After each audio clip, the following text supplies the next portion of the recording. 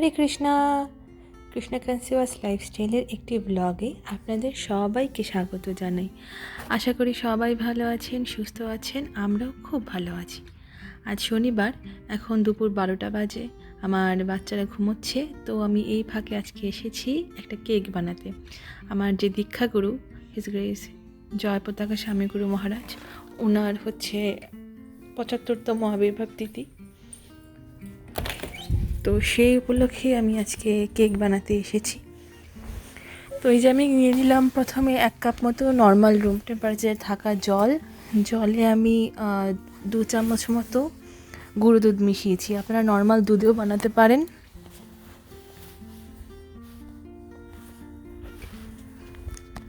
আর নিয়ে নিয়েছি 1/2 কাপ মতো তেল। এই যে 1/2 কাপ তেল আর 1 কাপ চিনি দিয়েছি। সব কিছু ভালো করে মিশিয়ে নেব। 1 চামচ ভ্যানিলা এসেন্স দেব। আমি একদম ডিম ছাড়াই, আমরা তো ডিম খাই না, আমরা যেহেতু ভেজিটেরিয়ান। তো যাদের অনেকের ডিমে অ্যালার্জি থাকে, তো তাদের জন্য এই কেকটা, এই রেসিপিটা। তো আমি 1/2 কাপ প্রথমে 1 কাপ মতো ময়দা দিয়েছি। আমার টোটাল 1.5 কাপ ময়দা লেগেছিল। তো প্রথমে 1 কাপ দিয়েছি, পরে বাকি 1/2 কাপ একটু একটু করে দিয়ে দেব। আর বেকিং পাউডার দিচ্ছি 1 চামচ, বেকিং সোডা দেব 1/2 চামচ। আমি এটা বানিয়ে প্রথমে কেকটা ওভেনে দিব, এর মধ্যেই আমি ফ্রস্টিংটা রেডি করে নেব। অ্যাকচুয়ালি এটা আমি দ্বিতীয়বারের মতো বানাচ্ছি কেক। আমি খুব পটু না কেক বানানোতে, তো তারপরে চেষ্টা করছি আর কি, দেখি কতটুকু হয় না হয়।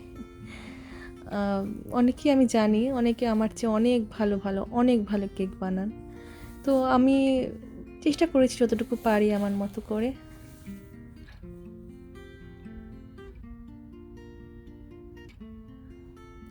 আমি একটা ছাঁকনিতে এরকম করে ছেঁকে নিচ্ছি, তাতে করে ময়দার মধ্যে যে দলা পাকানোটা থাকে না, সেই ভাবটা থাকবে না। সুন্দর মতো মিশবে এবং কেকটা বানানোর পরে খুব ফ্লাফি হবে, ভালো হবে কেক। তো তার জন্য এরকম ছাঁকনিতে ছেঁকে নিতে পারেন, তাহলে কেকটা ভালো হবে।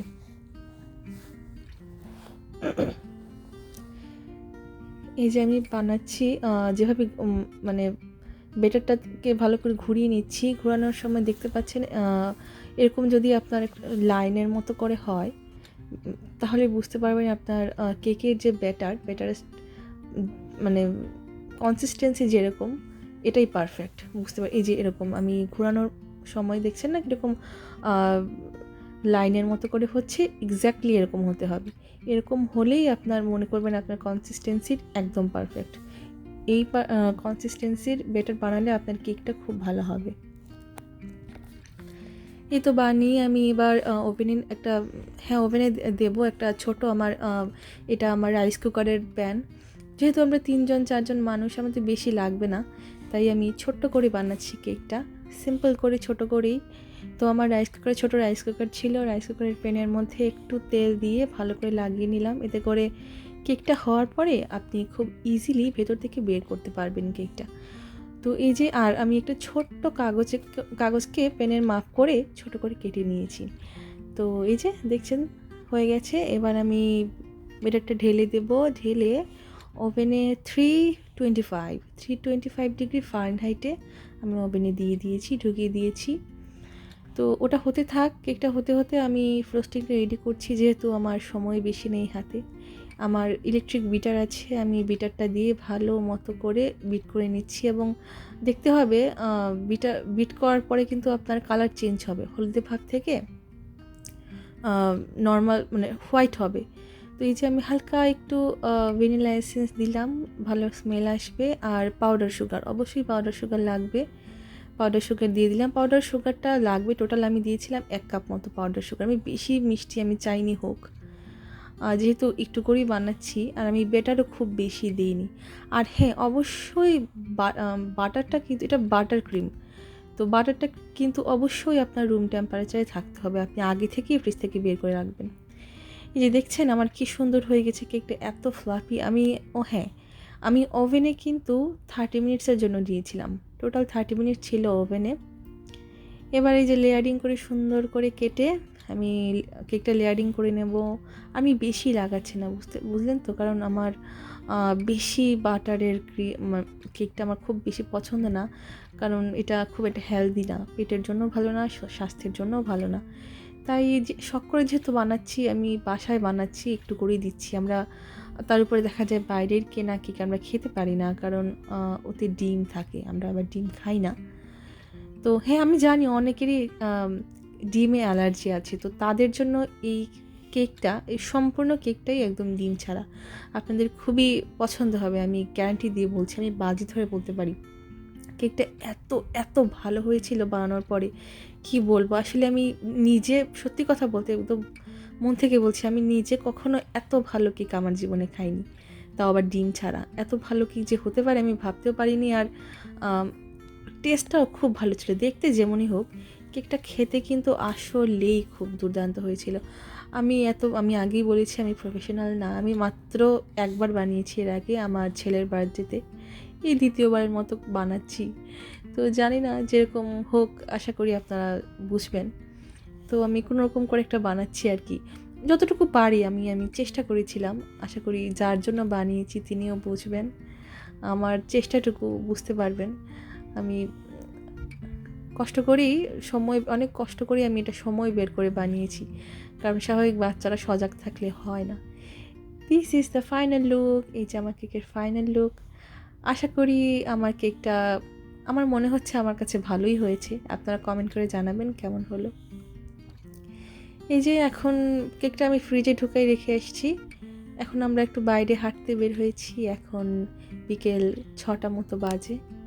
তো এত গরম কি বলবো আপনাদের, মানে প্রচণ্ড গরম, ফ্লোরিডাতে এত গরম পড়ে, তাই জন্য আমি একটু হোয়াইট কালারের একটা টি শার্ট পরে আসলাম, কারণ গরমে হোয়াইট কালার খুবই ভালো, যে কোনো হোয়াইট কালারের আউটফিট তাপটা শোষণ করে, আপনি আরাম পাবেন। তো এই যে ওয়েদারটাও খুব সুন্দর, কিন্তু খুব গরম, প্রচণ্ড রোদ। একটু বেলা করেই বের হলাম এই জন্য আমরা, যাতে এই প্রচণ্ড রোদের কবলে পড়তে না হয়। এই যে দেখতে পাচ্ছেন এদিকে, এটা আরেকটা অ্যাপার্টমেন্ট কমপ্লেক্স, আর এখানে খুব সুন্দর ছোট্ট মতো একটা পুকুর আছে। এটা আমাদের বাসা থেকেই ওয়াকিং ডিস্টেন্সে একটি পার্ক আছে, তো আমরা যাচ্ছি সেই পার্কে বাচ্চাদের নিয়ে। বাচ্চারাও এনজয় করবে, বিকেল সারাদিন বাসায় থাকতে থাকতে না বাচ্চাগুলো খুব বোর হয়ে যায়, তো বিকেলের দিকে আসলে আর বাসায় রাখা যায় না। তো এই যে 10 মিনিট লাগলো হেঁটে আসতে। আমরা এখানে প্রায় প্রতিদিনই আসি, অলরেডি এখানে আসার একটা ভিডিও, ছোট্ট একটা ব্লগ আমার চ্যানেলে আছে। তো আজকে আমরা প্রতিদিনই আসি এখানে, আজকেও এলাম। আর শনিবার কোথাও একটা যাওয়া হয়নি আজকে খুব একটা ঘুরতে, তাই আশেপাশে একটু বের হলাম আর কি।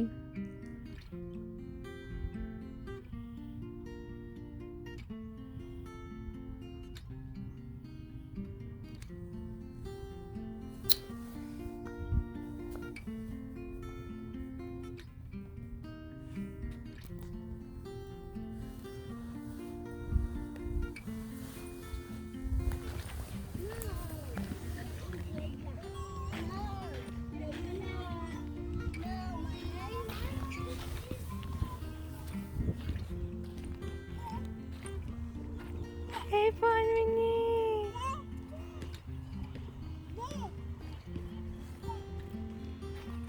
তুমি কি করো?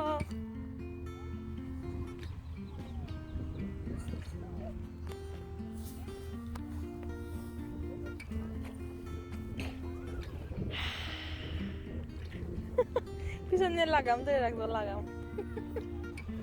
নামার জন্য নিচে।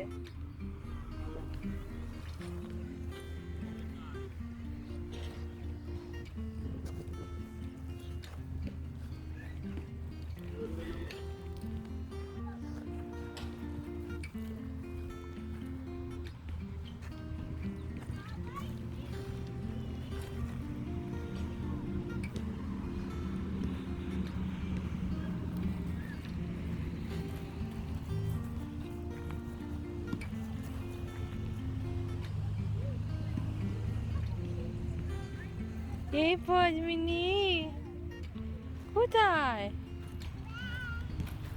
বল কি বলছো? বল বল কোথায় বল? হ্যাঁ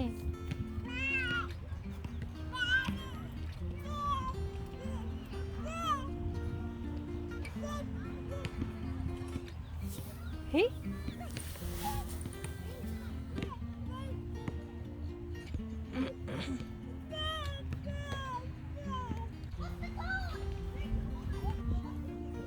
উঠো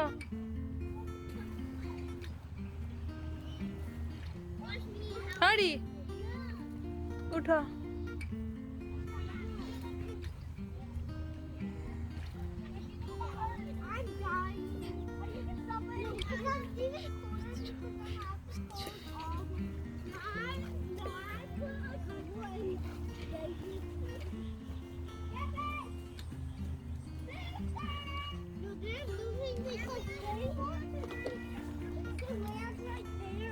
হারি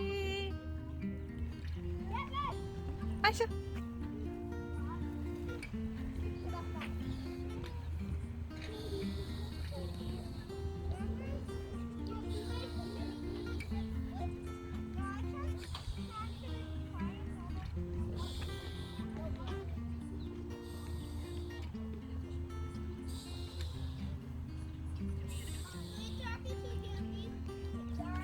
হুম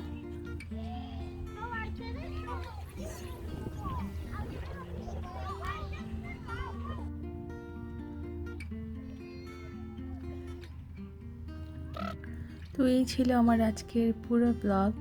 আশা করি আমার ব্লগটি আপনাদের খুব খুব খুব ভালো লেগেছে। আর আমার সম্পূর্ণ এগলেস ভ্যানিলা কেকটির রেসিপিও আপনাদের ভালো লেগেছে।